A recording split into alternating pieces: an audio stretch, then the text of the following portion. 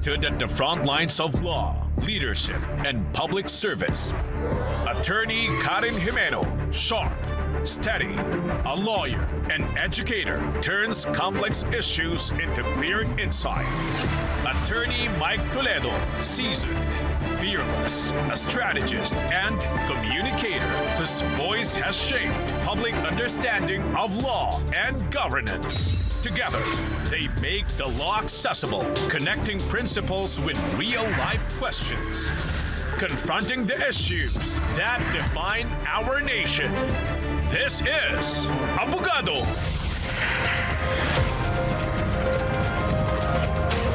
Good evening and welcome to ABOGADO, where we examine how the law responds when institutions collide and what happens when accountability enters the halls of power itself. I'm Attorney Mike Toledo. And I'm Attorney Karen Jimeno. What happened inside the Senate on May 13 has triggered one of the most serious legal and constitutional confrontations in recent memory. Tonight, we examine the events, the institutions involved, and the criminal liability that may follow. Here's what unfolded.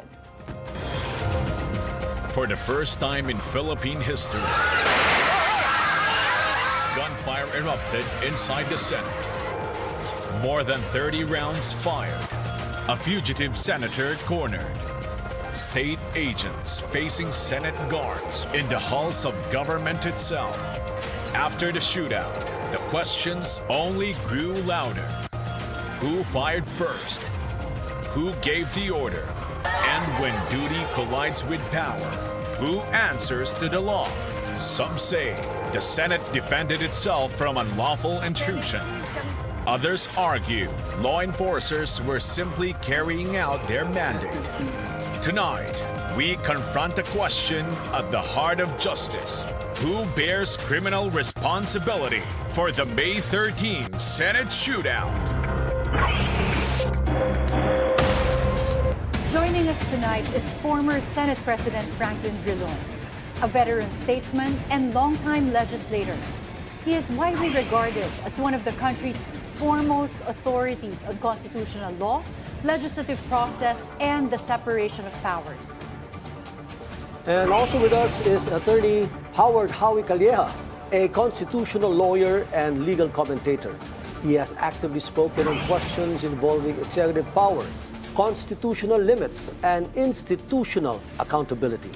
Gentlemen, mga panieros, welcome to ABOGADO. Good evening. Good evening, Mike. Good evening, Karen. So tonight's discussion is going to be very interesting. Yep. And we have very good legal luminaries here. To guide tonight's discussion, let's first look at the format of the program. We begin with the opening statements. Each guest delivers a focused 2-minute statement, laying out their perspective on the proposition. The conversation then unfolds through 2 key subtopics. For each subtopic, the guests take turns presenting their insights in 2-minute segments. Even if they share the same stand, they are encouraged to highlight different angles, supporting arguments, or real-world applications. After both have spoken, we move into the open exchange, a 6-minute free-flowing discussion where the guests engage each other directly, ask questions, and expand on their points. Once both subtopics have been explored, we proceed to closing reflections, where each guest is given 2 minutes to summarize their key messages.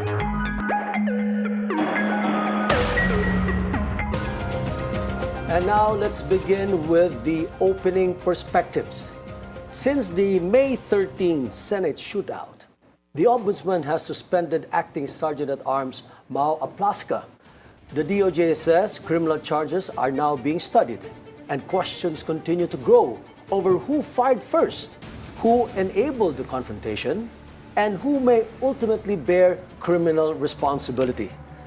Now, former Senate President Drilon, Ninong Frank, if I may say, from your perspective, what legal principles should guide the nation in assessing criminal liability for what happened that night? You have 2 minutes. Firstly, the rule is the Senate President has full control over the premises of the Senate. And the Sergeant-at-Arms is an extension of the personality, in effect, of the Senate President. In fact, by tradition, the Sergeant at Arms is always nominated by the Senate President, and the entire Senate would defer to whoever is his choice. Now, in this particular case, is it General Aplaska is what the name is? Yes. Yeah. I think he is an incumbent Sergeant at Arms of the commissioner appointment, if I recall correctly. And he was just designated by Senate President Cayetano to be temporarily handling the affairs of the office of the Sergeant at Arms. That is why he was an acting Sergeant at Arms, because he has not been fully elected. But to your question, under our rules, the Senate President has full control over the premises.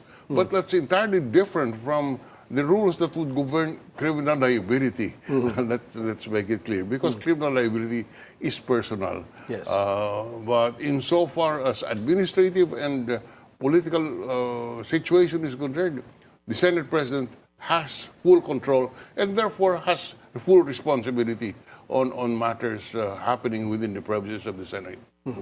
Thank you so much, Senator Franklin Drilon. Attorney Howard, beyond the gunfire itself, any Filipino will be asking right now whether the incident reflects something deeper, a constitutional breakdown between institutions tasked to uphold the law. From your perspective, where should criminal accountability begin? Well, let me begin, Karen and Mike, by saying your title is, hindi ako agree. Kasi I don't think there is a shootout. The DILG, the PNP already said the Senate was not under attack. I would rather baka tawagin ko Senate shoot me. Kasi the gunfire, as you said, Karen, came from inside, no? It started from inside. There was no, we cannot even say it's self-defense, no? Because there was no attack against the Senate. So what responsibility? I think as us being lawyers, we go with the evidence, no? What are the evidence? Prior to May 13, May 12, Monday, di ba? The Senate was at peace. There was nothing happening except that, of course, there was a Senate coup. A Senate coup happens anytime. I mean, Senator SP Frank can say that he had many coups in the Senate during his time, but nothing as violent as this.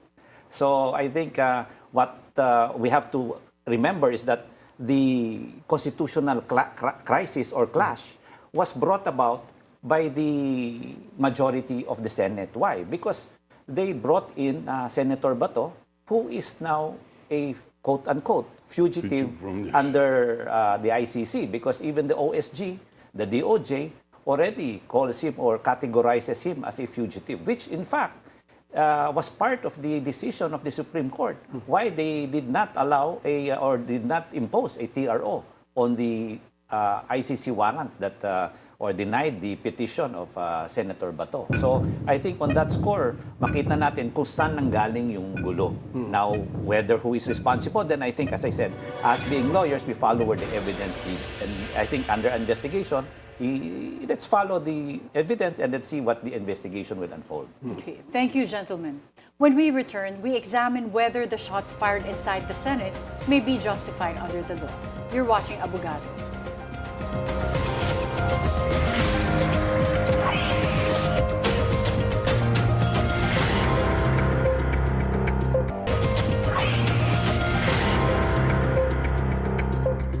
Welcome back to Abogado.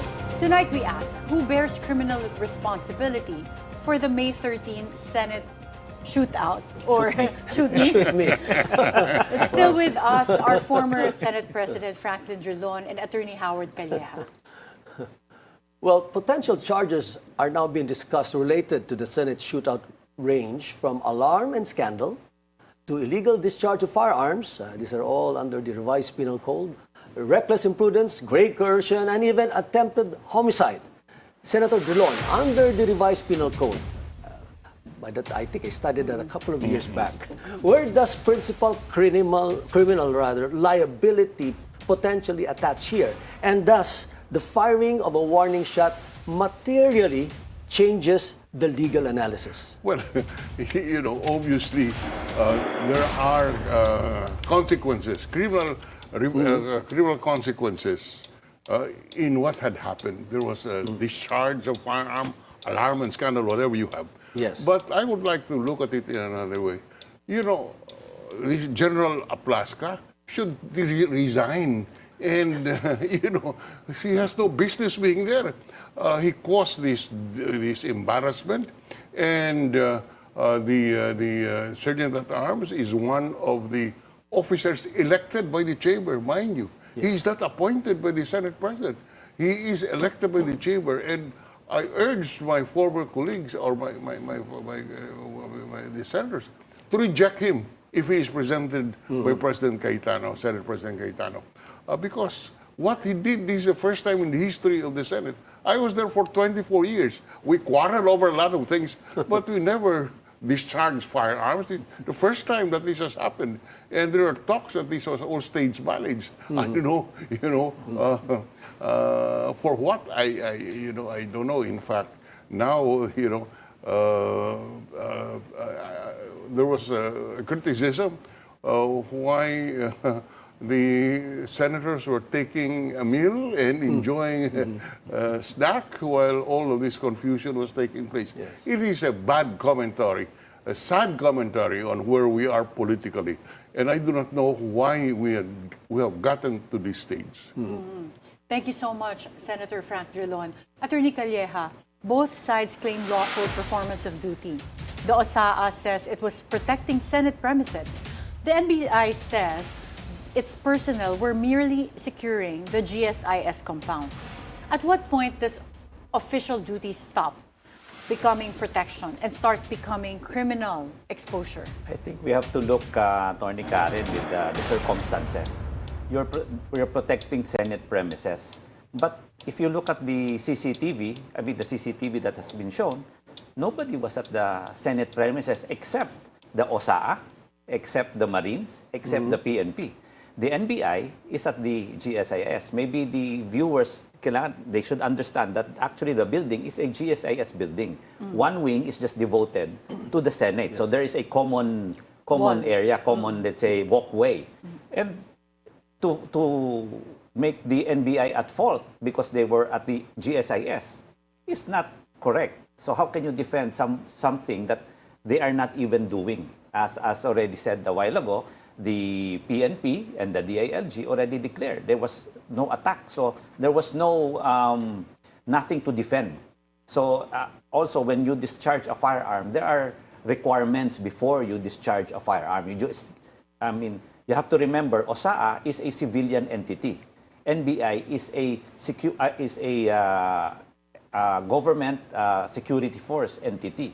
So I think if you look at it on who is on the higher level, it is the security forces of the government, which is the NBI.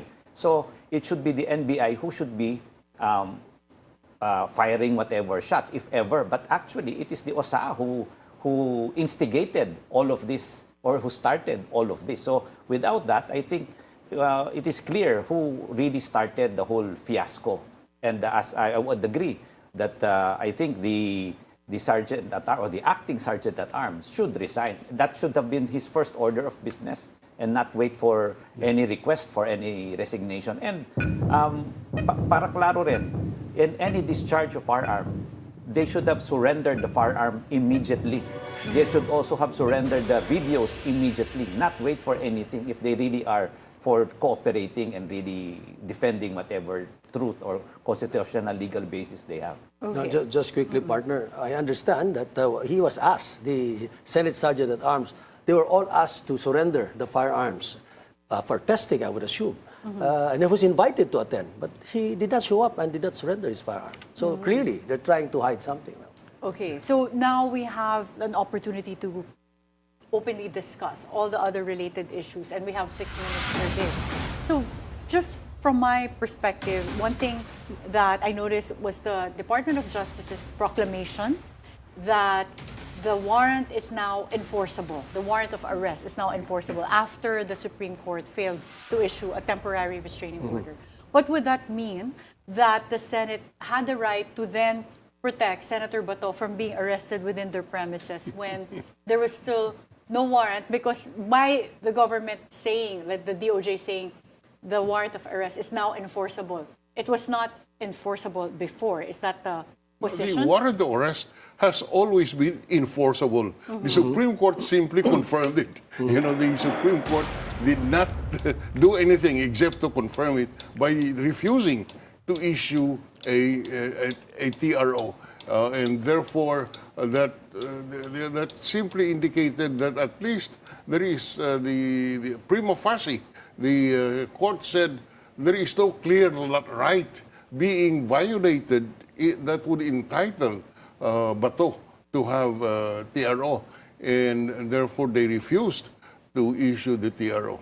And it should now, you know, all doubt should have been removed, should be removed. But Senate President Frank, like the President Bongbong Marcos also came out with a statement saying that he did not order the arrest of Senator Bato and that he ordered the NBI to stand down. Well, you know, I view it from the perspective that maybe that's what's wrong with us in general.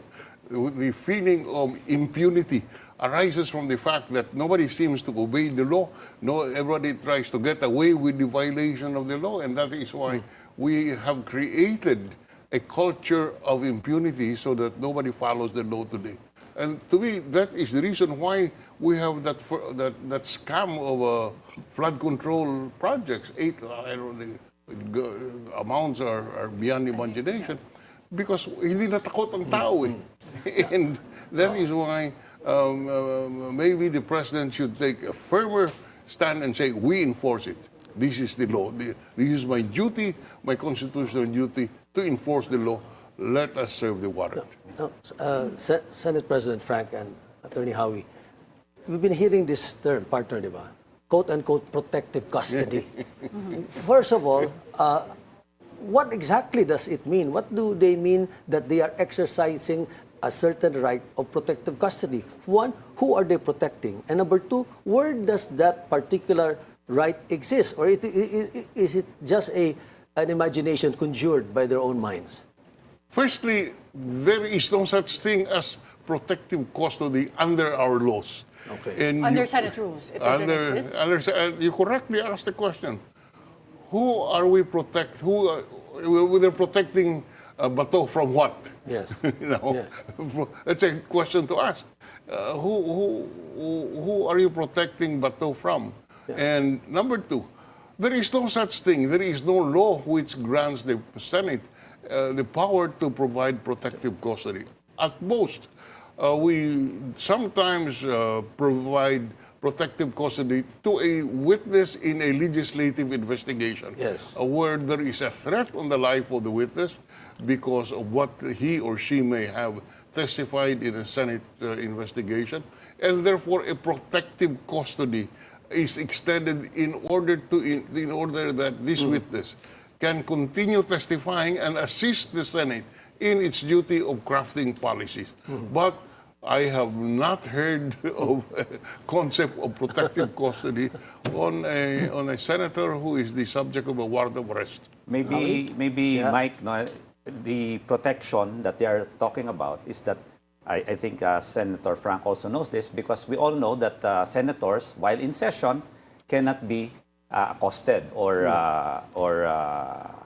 arrested. No, if it's 6 years and below. No, Yeah, so maybe they're talking about that. But then again, that is a misconception again, a wrong implementation again. Number one, it's very clear already that there is jurisdiction of the ICC. And the Supreme Court already said that they recognize jurisdiction for crimes happened before we even surrendered or withdrew from the ICC. When we say jurisdiction, that includes ancillary processes.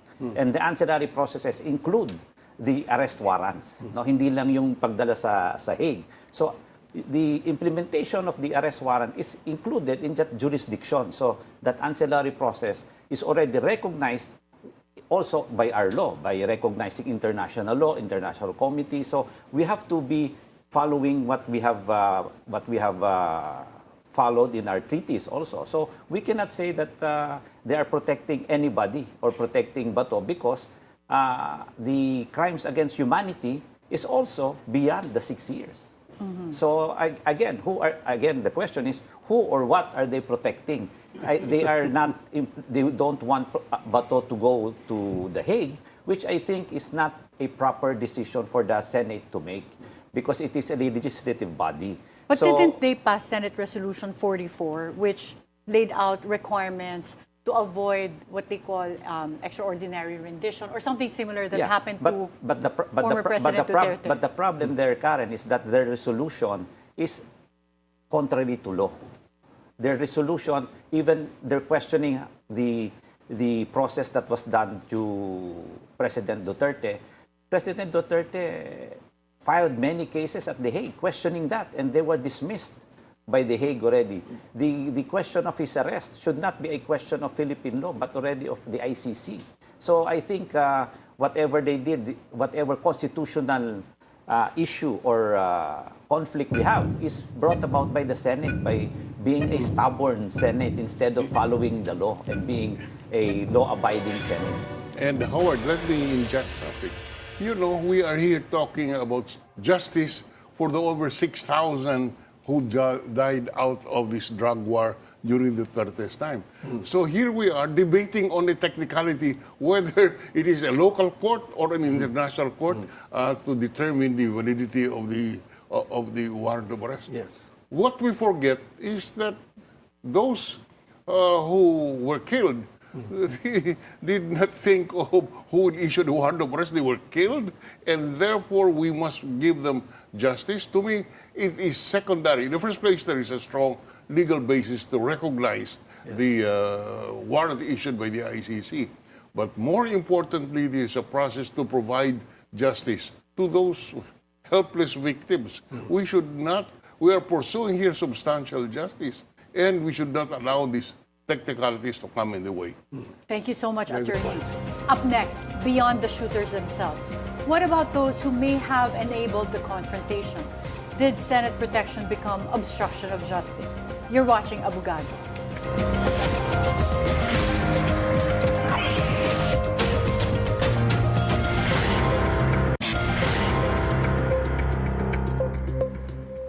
Welcome back and thanks for joining us. You're still watching Abogado.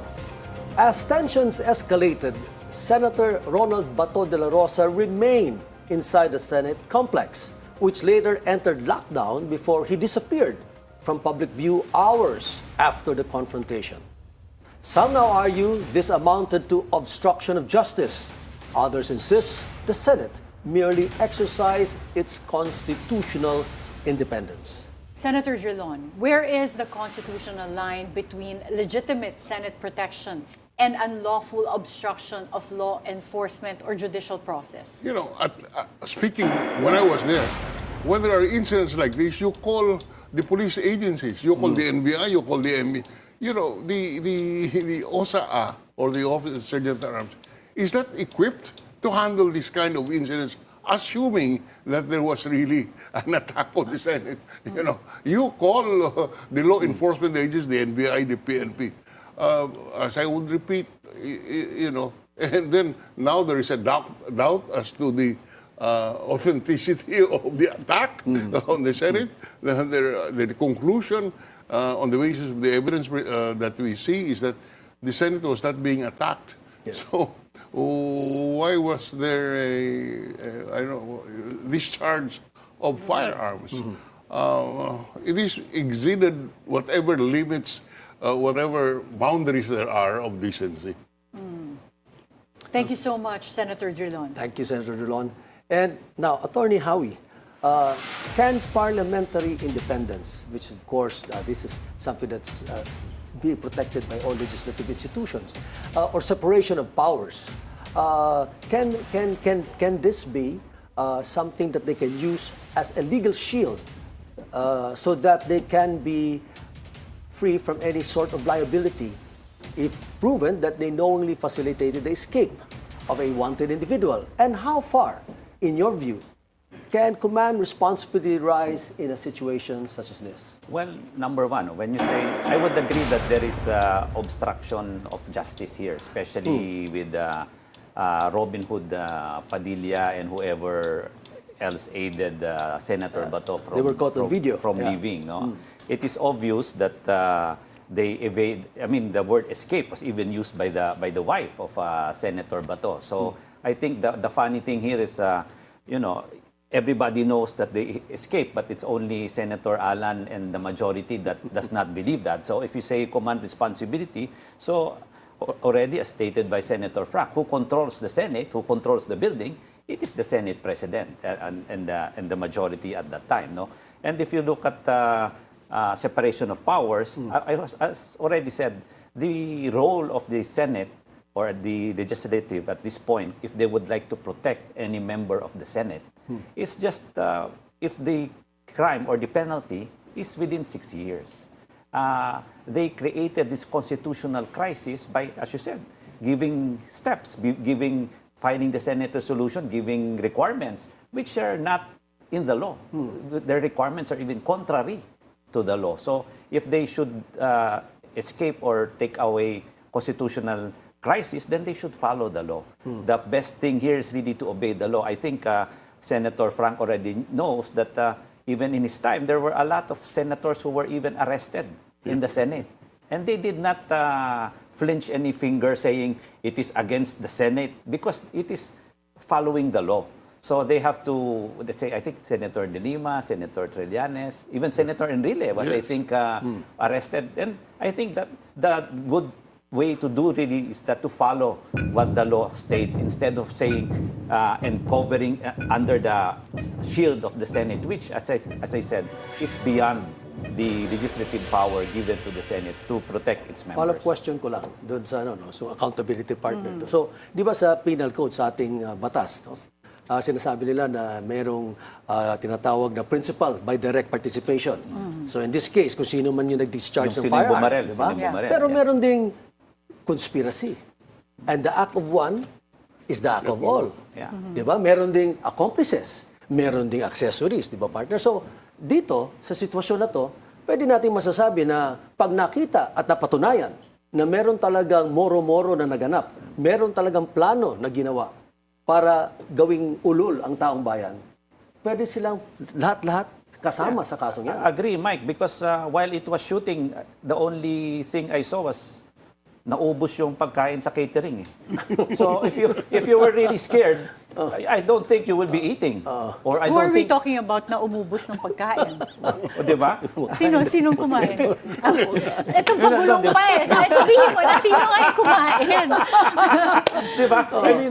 I mean, or if while they were shooting, I wouldn't be playing chess. Di ba? Were they playing Senator Frank. Di ba? Or so, I mean, put point blank, if there was really a shooting, the first thing that OSAA should do is to go to the senators, give them bulletproof vest, put them in a safe position, instead of living there in the lounge and eating catering. No, that's the first thing. I mean, is to secure the senators. Where were they? Did they secure the senators? They were there making their shots instead of securing the senators. That is their job. And I think what is important is the jurisdiction of this is the Pasay City Police. So if there's anything, it should be the Pasay City Police and the proper security and law enforcement agencies. That should be the one taking care of the investigation and all of these issues, and not the Senate. Okay, so just right on time. We're now going to open this for another round of discussion, and we have 6 minutes to do this.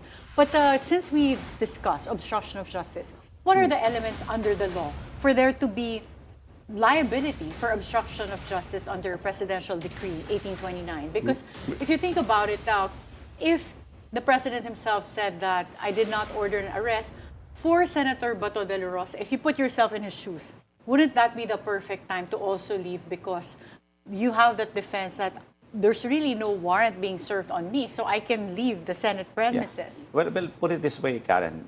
Number one, it's clear there's a valid warrant. Okay, that is, I think that is solved already. Number two, is it enforceable? Under our laws, if we go to a Republic Act that allows the service of the ICC warrants, it says the executive may. It doesn't say the president, it says the executive. So, meaning executive, NBI, police, or anything, any law enforcement agency. So, when it says may, they may choose to follow it or not. No? But I think it was prudent upon them, let's say, Secretary John Vic and everything, because I think it would not be advisable to storm the Senate.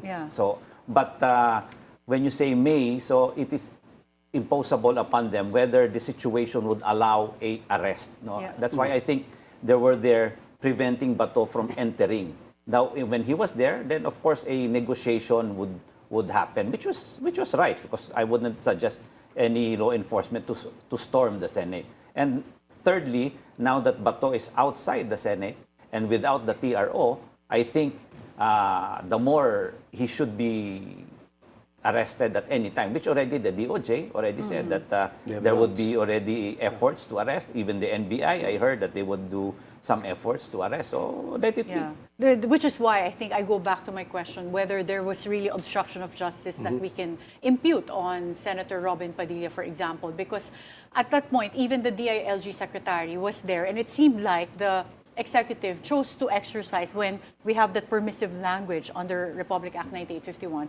to just do may, meaning they chose not to enforce the warrant. So for Senator Robin, like he could, if he lent his car to Senator Bato, there's really no liability because at that point, wala pang ine-enforce na warrant. Is that a reasonable argument? Well, I would not go that far, because they already knew that he is that, as I said, there is a valid warrant, whether it is whether it is executed by the law enforcement agencies. That's another question. But they aided him to escape. That is the problem. And you have to remember, they already declared by Senate resolution that he is under protective custody of the Senate, meaning Robin Padilla is the responsibility of the Senate. So if that is the case, then they should abide by the laws. What did Senate... Ako naman iniisip ko, baka yung protective custody nila includes having him, protecting him to leave the premises. That's why I'm saying whether it is true or not that there is such an animal as protective custody, they took it upon themselves that they said he is under protective custody, meaning he is under our responsibility. So if that is the case, then allowing him to escape, clearly knowing that there is a valid warrant, to me, is an obstruction of justice. Senator Frank, as a former senator, anong pwedeng liabilities ng mga senators?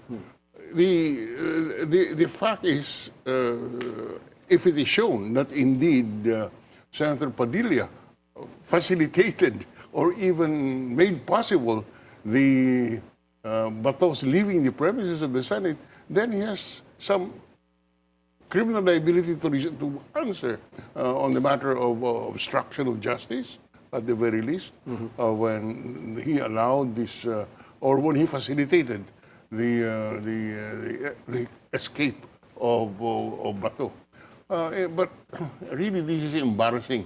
You know, how glad I am that I'm no longer there. And the penalties are high for obstruction of justice. 4 to 6 years, I think. 4 years to 6 years. Is that correct? You know, just to put it in perspective, when I filed the case against Senator Ponce Enrile, you know, he was decent enough. Okay, let's debate on the validity of the criminal charge. Yes. But first, he surrendered himself to the authorities and had himself in the custody. Laila de Lima, the only thing she said was, don't arrest me here. I'll go home, arrest me there. So that is why it was so, and even in the case of Trillanes. So all of this is in contrast to what we saw. You know, where at 2:30 in the morning, you would surreptitiously leave the premises of the Senate when you were supposed to be given protective custody. I am sure that, you know, they thought it was for his protection. If you were the Senate President during this time, what would you have done or not do? In terms of? In terms of what happened? Well, you know, you could only advise Senator De La Rosa If I were to advise him, Yes. comply with the warrant of arrest, question the, and after you have submitted yourself to the jurisdiction of our police authorities, start to question the validity of the warrant. Because you are not giving up your right. But for an orderly society, hindi naman po pwede because I think you're wrong, I will do what I want to do. We are in a rule of law. The proper procedure is, okay, I will surrender, I will ask the court, provide me relief, do not allow them to bring me to The Hague until this issue is resolved, which is a valid legal issue. Yeah, I have a practical question. So the difference with Senator Bato this time from the other senators that were arrested in the past was that it was a local warrant of arrest, so they would be detained here. But seeing what happened to President Rodrigo Duterte, you're going to be in a foreign country where you have to hire foreign lawyers, which will be super expensive, but also you're not familiar with that territory, like what you have to do, and just watching what happened to former President Rodrigo Duterte, where it's been a year and he's still yet to be tried. So it is a longer process. Right. Would that, for example, if you were in his shoes, change your willingness to submit yourself? Yes, precisely. That's how an orderly society should proceed. First, you follow. Okay, so there's a warrant, I will follow, but I will not give up my right to question the validity of the warrant. And at that point, I think the Supreme Court will simply say there is a clear basis for issuing a TRO because you can be brought out of our jurisdiction, and therefore, what the Supreme Court said here is that there is no clear right of Bato that should be protected by the TRO. But if he surrendered himself and have himself in the custody of the authorities and question now the validity of the threatened transfer to The Hague, I think the Supreme Court will entertain that. But we lawyers know that you have to come to court with clean hands. So how can you ask for relief from the courts when you yourself is violating the law? And Attorney Howie, you don't think that there would be a repeat of last year where he would be chartered by private plane to The Hague? Well, I think that is a possibility. But I think the argument that it should be tried at The Hague is now getting stronger. Why? Because you see how the Senate shields its individual. So how can you have justice for the 6,000 or 30,000 when an institution clearly vested with the powers to follow the law is now breaking the law and making its own rules, not following the rules of the land? So I think that is a bigger argument to even show and prove that indeed there is no justice to be taken here in the Philippines and that it should be tried outside the Philippines. May question mo ba, partner? Because I'm curious to ask, going back to Acting Sergeant at Arms Aplasca. Yes. Kung sumunod lang naman talaga siya sa Senate President, sa instructions to secure Senator Bato and the Senate premises, would he still be liable? Assuming na stage nga, yung theory nyo na stage. Kung sumunod siya kay kahit sabihin Alan. natin stage yung shooting, pero sinunod lang naman niya yung kahilingan sa kanya na just create a diversion or whatever. And this is theoretical para sa mga nakikinig. Would he still be liable? But you should follow legal orders. You should not follow illegal orders. If you were asked to do a diversion, that is an illegal act. Pero mas magaling na acting si Pia kaysa kay acting Sergeant at Arms. Mas magaling yung acting na yun. Well, so far, all the evidence, it was in the headlines, I think, of the Philippine Star.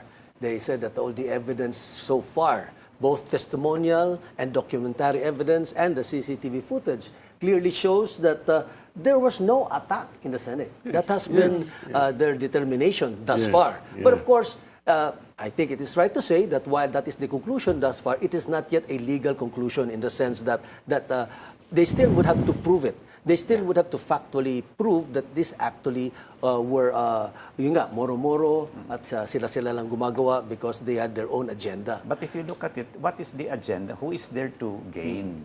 It is, in addition to obstruction of justice, I think this is also obstruction of the impeachment. Because guguluhin yung impeachment proceedings, especially if they control the majority. Alam natin as lawyers that, if things are, let's say, any objection, any motion to produce subpoena or evidence can be blocked. That's why I think part of this is really an obstruction of part of the agenda is to an obstruction of the truth, obstruction of the impeachment. That's another good topic, partner, for the near Abogado. future. Yeah. Thank you so much, You can invite attorneys. us again. Of course. Yes. When we return, closing reflections on our central question: who truly bears criminal responsibility for the May 13th Senate shootout? This is Abogado.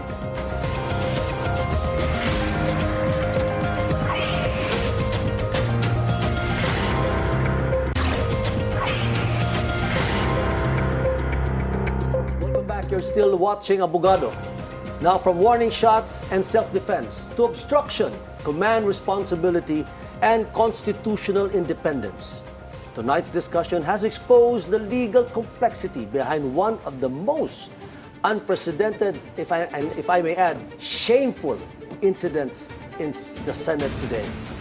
At its core, the issue is no longer only about who fired a weapon, but whether our institutions remain faithful to the rule of law while protecting one of their own. We now ask for closing reflections. Senator Drilon, your final statement. I will repeat what I said at the start.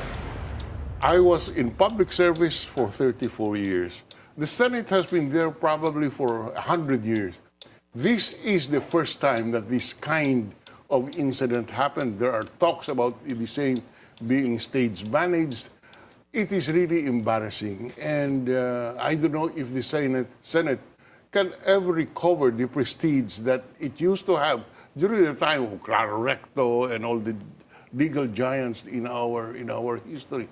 This is embarrassing, and the Senate leadership should be very conscious of how to restore the confidence of the people in a Senate whose prestige has been really muddled, has been affected, has deteriorated as a result of this episode. Thank you so much, Senator Drilon. Attorney Howard, your closing reflections. Well, if we want to save the Senate as an institution, because that is the one which is at the center point now, really, today, Number one, I think I suggest that the Senate leadership really looks into itself. Do they really have the leadership for the Senate to regain its past glory? So maybe a new Senate leadership should be on the table. Number one. Number two, as already stated a while ago, the acting sergeant at arms, hindi yung acting senators, the acting sergeant at arms should already resign. Clearly, he already said that he was the one who first made the shots fired, and then shoot me or attack me. So I think it is incumbent upon him to already resign. And to Senator Bato, who is really at the center and maybe yung sinabi natin na punot dulo ng rason na ito. The most gentleman and the honorable thing for him to do is to follow similar senators who have warrants of arrest or have other problems before. Be man enough to face the charges and surrender to the authorities. And this would finish all of these scenarios immediately. I think to save the Senate, he should not hide, but come face the music and face the charges given to him. Partner, before we say thank you to our distinguished guest, perhaps this is a question that we should raise to all our listeners. Yung lahat na nakikinig sa ating ngayong gabi. Ito ba, is this the criminal act of individuals? Or is what happened, the shootout in the Senate, evidence of a larger institutional decline that I think we should all look into and seriously address?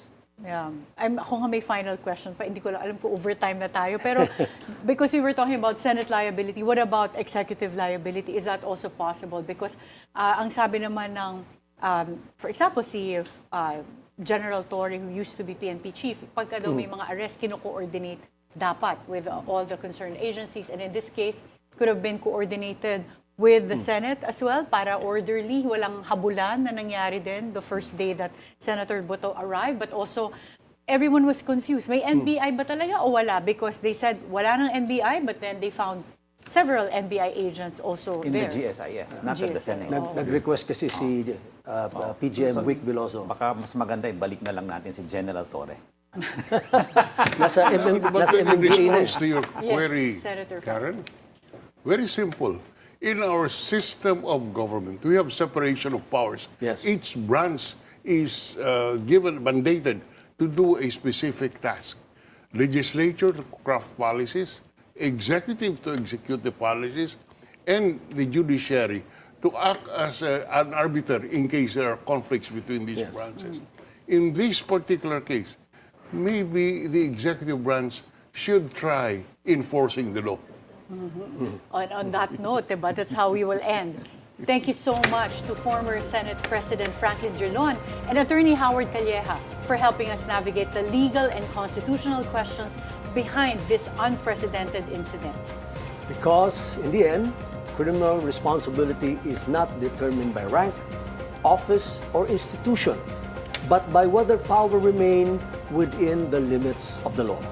And in a democracy, the rule of law is not tested most not just in moments of order, but in moments of institutional crisis. This is Abogado. Good night.